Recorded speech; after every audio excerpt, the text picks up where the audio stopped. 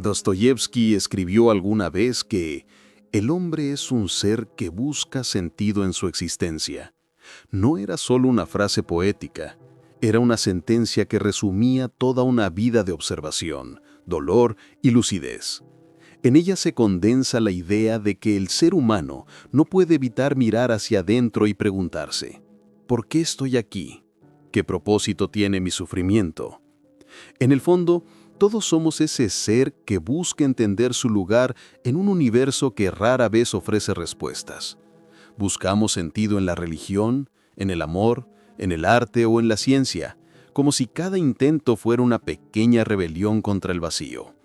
Dostoyevsky comprendió que la verdadera lucha del hombre no es contra el mundo exterior, sino contra la nada que lo habita.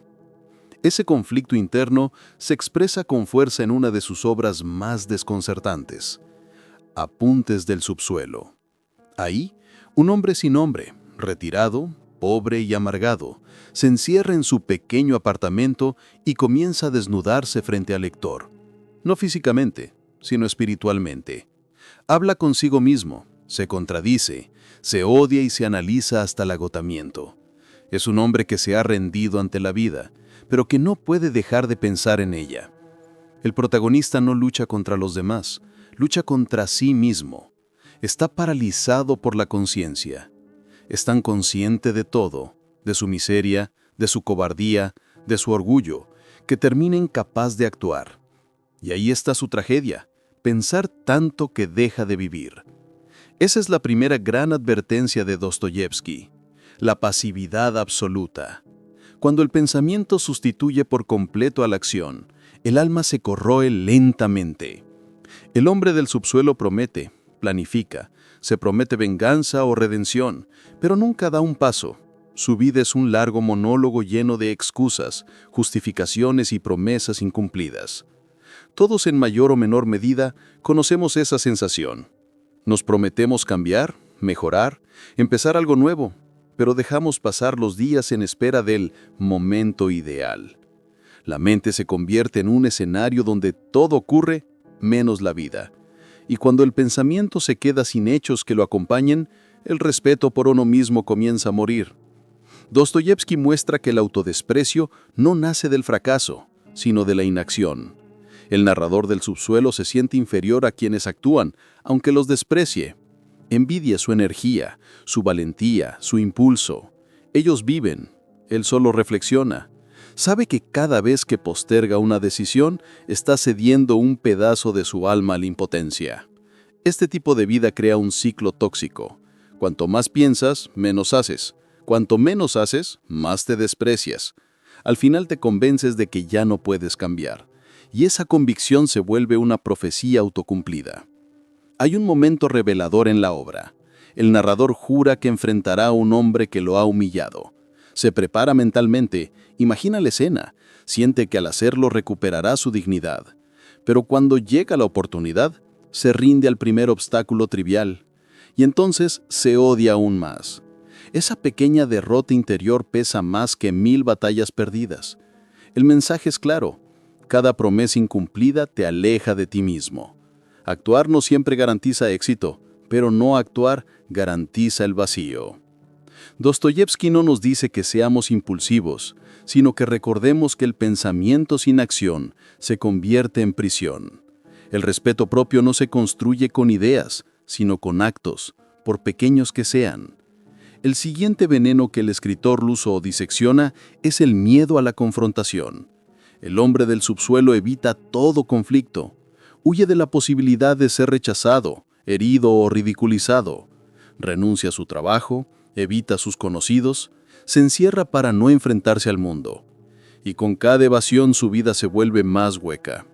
Lo paradójico es que su huida del dolor solo lo conduce a un sufrimiento mayor, el del vacío. Evitar los desafíos no elimina el miedo, lo multiplica.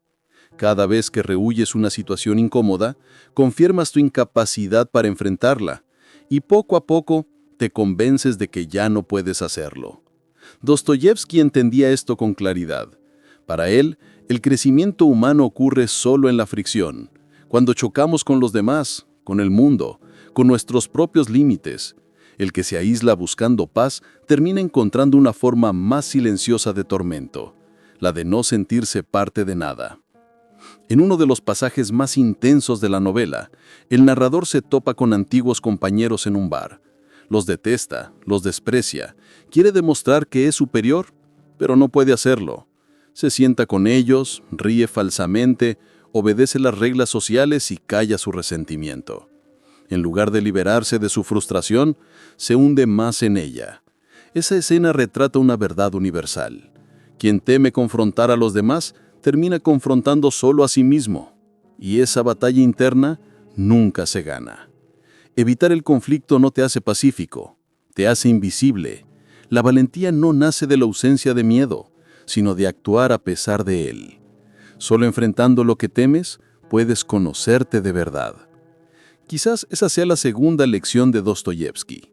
No huyas de la vida, porque la vida no dejará de seguirte. Cada desafío postergado vuelve a ti disfrazado de angustia, y cuanto más lo evades, más pequeño te sientes ante él. Hay una etapa en la caída del hombre del subsuelo que Dostoyevski retrata con precisión quirúrgica: la renuncia al compromiso.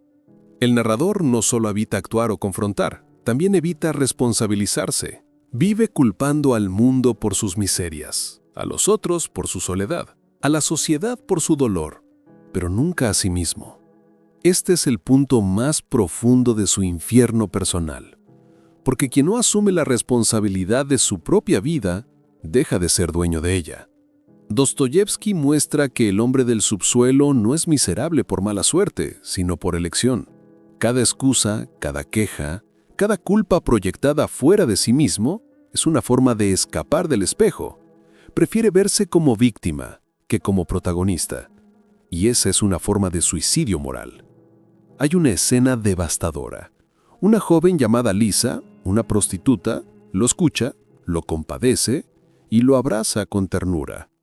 Por un momento, el hombre del subsuelo podría redimirse, podría aceptar la mano que lo salva de su propia oscuridad. Pero no lo hace. La rechaza, la hiere, la humilla y en su interior murmura: «Ya no puedo volver a ser bueno». En esa frase se concentra la tragedia del alma humana cuando se rinde. No hay castigo divino, ni destino cruel, solo una persona que decide dejar de creer que puede cambiar. Y ese es el momento exacto en que muere espiritualmente. Dostoyevski entendía que la libertad no es poder hacer lo que quieras, sino asumir lo que haces. Solo quien se hace responsable de sus elecciones puede crecer. Culpar al mundo es más fácil, pero también más estéril. El verdadero cambio empieza cuando dejas de señalar hacia afuera y comienzas a mirar hacia adentro. Filósofos como Sartre o psicólogos como Jung retomarían más tarde esta misma idea. Nada puede transformarse mientras sigas negando tu papel en ello. Y el hombre del subsuelo, incapaz de mirarse sin asco, se convierte en el retrato más puro del autoengaño.